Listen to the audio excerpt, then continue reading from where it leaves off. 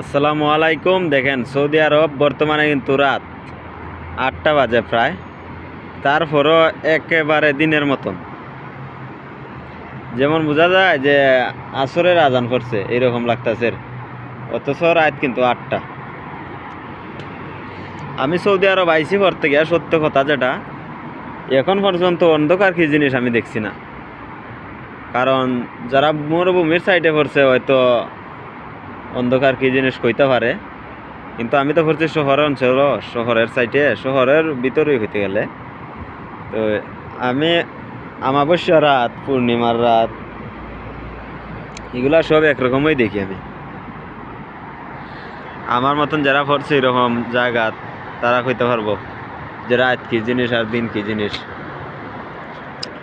এই পরিস্থিতির মধ্যে ফইরিয়া বাংলাদেশের রাতের বেলাটা অনেক মিস করি, অনেক অনেক মিস করি। কারণ যখন রাত্রের নেশায় বাজার থেকে আইতাম, কত ভালো লাগতো, কত ঠান্ডা বাতাস, কত সুস্বাদু আবহাওয়া। আর এখানে মাঝে দেখেন গরম বাতাস, এসি ছাড়া ঠিক হয়ে যায় না 1 মিনিট। যদি কারেন্ট নিত বাংলাদেশের মতন তো উপায়ই আসিল না। আর এই রাষ্ট্রে এমন পরিস্থিতি, মানে উপরের দিকে কোনো কারেন্টের লাইন নাই, শুধু লাইট জ্বলতেছে। তারপরে যে কোনো কিছু, মানে যেগুলা প্রয়োজনীয় এগুলা সব কিছু চলতেছে, তবে কারেন্টের কোনো লাইন টাইন এগুলা দেখা যাবে না। ধরে নিন এই যে একটা লাইট চলতেছে, এটা হয়তো সৌরবিদ্যুৎ সিস্টেম, জানি না সঠিক, হয়তো সৌরবিদ্যুৎ সিস্টেম।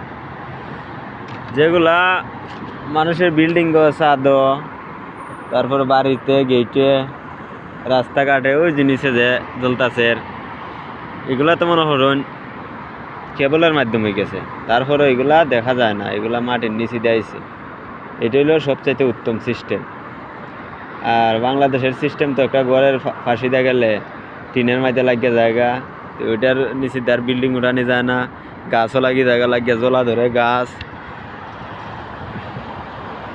ওই দেখেন কত সুন্দর।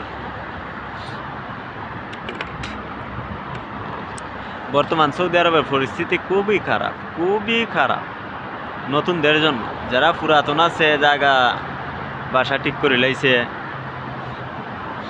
তারা একটা জায়গা দখল করে তো রাখছে, তাদের লেগে ভালোই আয় ইনকাম বালা। কিন্তু যারা নতুন আয় দালালের মাধ্যমে, এরা কিন্তু মনে হয় একটা জেলখানাত পড়ে।